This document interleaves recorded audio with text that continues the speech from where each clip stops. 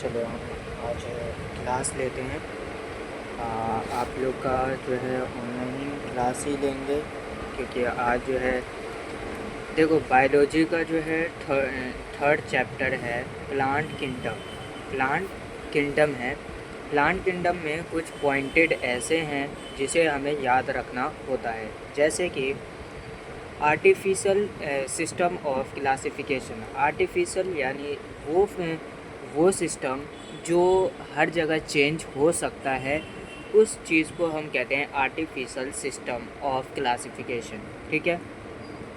Bye Carolus luminous. Carolus जैसे कि example के तौर पे दे रखा है, Carolus Linnaeus based on androecium character and vegetative character. और ये जो है इनमें जो होता है कैरेक्टर भी बहुत सारे होते हैं जो वेजिटेबल यानी वेजिटेटिव भी होते हैं कैरेक्टर में, और अनवेजिटेबल भी होता है। ठीक है। इसी तरीके से नेचुरल सिस्टम ऑफ क्लासिफिकेशन यानी कुदरती चीज़ भी है जो क्लासिफिकेशन क्या है कि हर जगह क्लासिफिकेशन होता रहता है।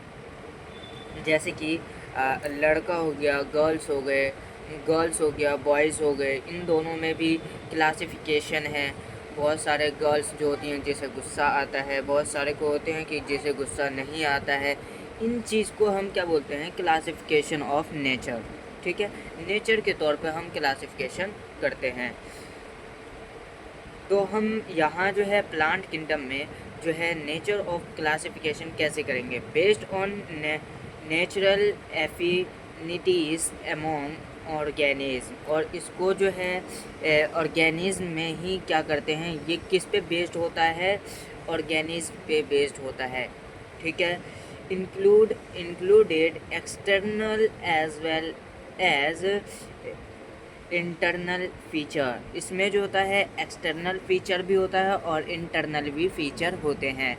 जैसे अभी आगे पढ़ेंगे कि एल्गी कैसे काम करता है। एल्गी के अंदर क्लोरोफिल ए होता है, क्लोरोफिल बी होता है, क्लोरोफिल सी होता है, वो आगे स्टडी करेंगे। बाय तीसरा पॉइंट है by George Bentham and D Hooker. इनके खोज करने वाले जो हैं ये हैं। तो इनको हम यानी नेचुरल सिस्टम ऑफ क्लासिफिकेशन जो है ये करता है, ये इन्होंने सबसे पहले बताया था। ठीक है। अब आ जाते हैं phylogenetic system of classification. Phylogenetic system of classification जो होता है वो क्या होता है, फाइलोजेनेटिक जो होता है बेस्ड ऑन इवोल्यूशनरी रिलेशनशिप, यानी हमारे आसपास के जो बीच के जो रिलेशन होते हैं उस चीज़ को, और between the virus organism by Hutchinson. ये क्या होता है, हमारे आसपास के बहुत सारे ऐसे टेक्सोनोमी होते हैं जो एक दूसरे के रिलेशन में रहना ज़रूरी है। जैसे हमारे लिए एल्गी ज़रूरी है। एल्गी बहुत सारे ऐसे एल्गी हैं जो ऑक्सीजन को क्या करता है, रिलीज़ करता है और कार्बन डाइऑक्साइड लेता है। ठीक है, बात समझ में आ रहा है। अब इसी तरीके से आता है न्यूमेरिकल टैक्सोनॉमी। न्यूमेरिकल टैक्सोनॉमी क्या होता है, व्हाट इज़ न्यूमेरिकल टैक्सोनॉमी। ये टैक्सोनॉमी जो होते हैं हर जगह कैरेक्टर बाय कैरेक्टर हम पढ़ते जाएंगे। ठीक है। तो न्यूमेरिकल टैक्सोनॉमी हमारे लिए बहुत ही कम लेवल पे पाया जाता है। जैसे कि बहुत सारे टैक्सोनॉमी जो होते थे, पहले क्या करते थे टैक्सोनॉमी को, पहले टैक्सोनॉमी कैसे डिवाइडेड करते थे, तो वो इंसान करता था, यानी उसका बहुत सारे कैरेक्टर जो थे वो उसमें मिलते नहीं थे, कुछ मिलते थे तो कुछ नहीं मिलते थे। अब जो है वो कैरिड कौन करता है, कंप्यूटर कैरिड करता है। कौन करता है, computer, based on all observer characters. और ये जो है ऑब्जर्व करता है, ऑल कैरेक्टर्स को ऑब्जर्व करता है। ठीक है। Data process after assigning number and code to all the character। ये जो होता है ये नंबर पे चलता है और दूसरा कोडिंग पे चलता है। और आपको मैंने कंप्यूटर क्लास में भी बताया कि जो है हमारा जो कंप्यूटर चलता है वो कोडिंग पे ही चलता है, यानी ये जो होता है अर्थमेटिक पे ही चलता है, एल्गोरिदम जिसको बोला जाता है। एडवांटेज क्या है, इसका एडवांटेज क्या है? एक होता है एडवांटेज, एक होता है डी एडवांटेज। एडवांटेज यानी इसका फ़ायदा क्या है, डी एडवांटेज जो होता है उसको कहते हैं इसका नुकसान क्या है। ठीक है, तो इसका फ़ायदा क्या है? Each character get equal important and a number of character can be consider. और इसमें जो होता है बहुत सारे पॉइंट जो होते हैं इक्वल होते हैं, बहुत सारे नंबर्स भी क्या होते हैं, करेक्टर नंबर्स भी क्या हो जाते हैं, डिफरेंट भी होते हैं, इक्वल भी हो सकते हैं। इसका इसलिए बहुत ही इम्पोर्टेंट होता है। ठीक है, इसी तरीके से साइटोटैक्सोनॉमी क्या होता है? Cytotaxonomy, what is cytotaxonomy? Based on cytological information. Cytological information, cyto का मतलब होता है छोटे चीज़ों का क्या करना, इंफॉर्मेशन देना। Give importance of chromosome number, character and behaviour, यानी क्रोमोसोम नंबर कैसे पता चलता है और करेक्टर कैसे पता चलेगा, किसी का बिहेवियर कैसा है, यानी ये सब चीज़ किससे पता चल जाता है, साइटोटैक्सोनॉमी से पता चल जाता है। तो आप यहाँ तक समझ में आया। उसके बाद आते हैं टैक्सोनॉमी। टैक्सोनॉमी जो होता है केमिकल पे डिपेंड करता है। ये किस पे डिपेंड करता है? केमिकल पे। तो इसके नाम से ही पता चल रहा है केमो का मतलब होता है केमिकल, केमो का मतलब क्या हो गया, केमिकल। ठीक है, अब आ जाते हैं एल्गी। एल्गी जो होते हैं क्लोरोफिल बेरिंग करते हैं, यानी क्लोरोफिल उसमें प्रेजेंट होता है। सिंपल भी होते हैं, थैलॉइड होते हैं, ऑटोट्रॉफिक होते हैं, लार्जी एक्वेटिक ऑर्गेनिज्म होते हैं, यानी ये गर्म में भी रह सकते हैं और ठंडे में भी रह सकते हैं। इम्पोर्टेंस ऑफ एल्गी, हमारे लाइफ में एल्गी की क्या इम्पोर्टेंस है? Help in carbon dioxide fixation by carrying out photosynthesis and have इमेशन economics important. हमारे लाइफ में जो है कार्बन डाइऑक्साइड को लेता है और कैरी करता है, यानी फोटोसिंथेसिस करके वो क्या करता है इकोनॉमिक्स में, यानी हमारे इकोनॉमिक के बहुत ही बड़े इम्पोर्टेंस का काम करता है। At least half of the total carbon dioxide fixation on Earth carried out them, यानी बहुत सारे ऐसे, यानी हाफ लिस्ट में जो है, यानी कार्बन डाइऑक्साइड जितना भी पाया जाता है 70% पाया जाता है कार्बन डाइऑक्साइड, तो उसका हाफ परसेंट कौन करता है? एल्गी ही कार्बन डाइऑक्साइड उसका क्या कर देता है, कार्बन डाइऑक्साइड को ऑक्सीजन में कन्वर्ट कर देता है।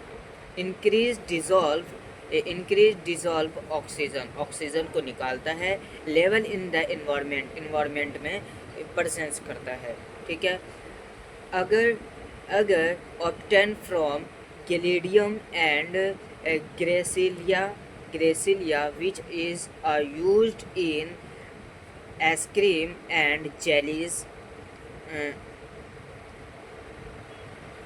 Jellies and to grow microbes.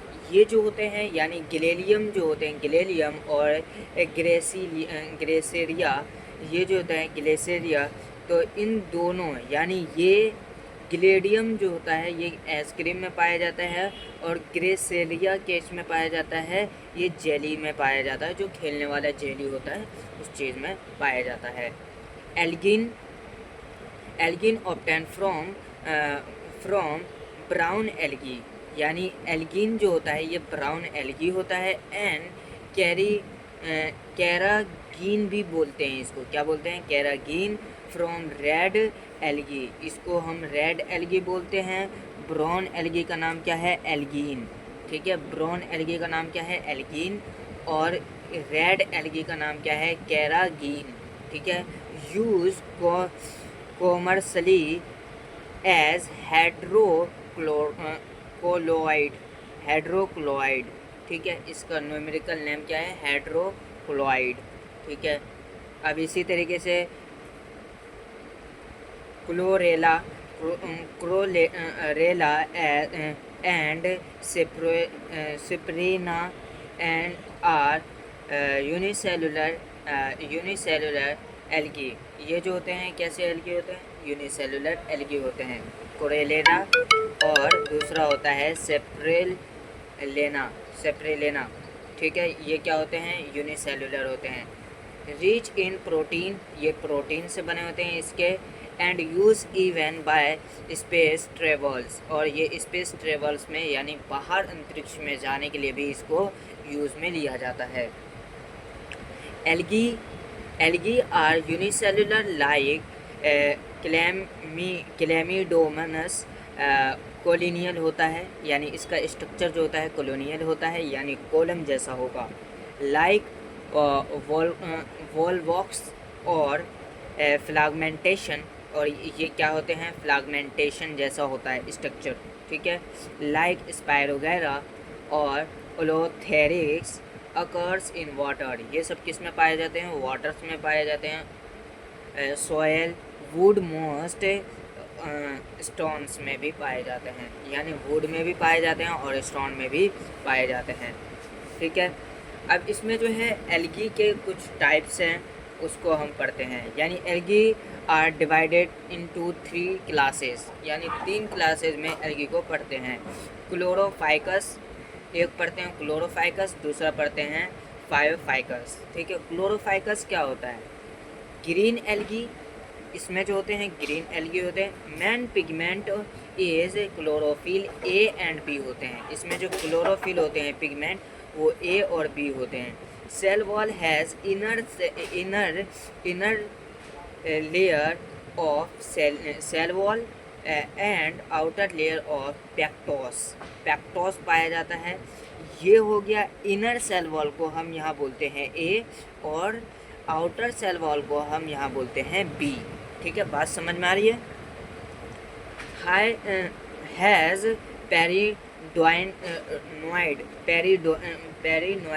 पेरिनोइड made up of starch and protein, इसका पेरिनोइड जो बनता है यानी मोटा थिन जो बनता है, यानी थिकनेस जो बनता है वो स्टार्च से बनता है और प्रोटीन से बनता है, इन दोनों के बीच का गैपिंग, ठीक है, ए और बी का, ठीक है। Pigment has pyrenoid are location in chloroplast, और क्लोरोप्लास्ट के अंदर इसका लोकेशन जो होता है यानी pigment, this pigment a and b और पेरिनोइड्स जो पाए जाते हैं, यानी ये दोनों एक जगह पाए जाते हैं, वो कहाँ पाए जाते हैं, क्लोरोप्लास्ट में पाए जाते हैं। एग्जाम्पल में क्लेमिडोमोनस हो गया, वो वोल्वक्स हो गया, स्पायरोगैरा हो गया, ओलोथ्रेक्स हो गया, चारा हो गया। तो आज यहाँ तक आप लोग ये पढ़ लेना, और दूसरा क्लासेस हम नेक्स्ट आपको देंगे।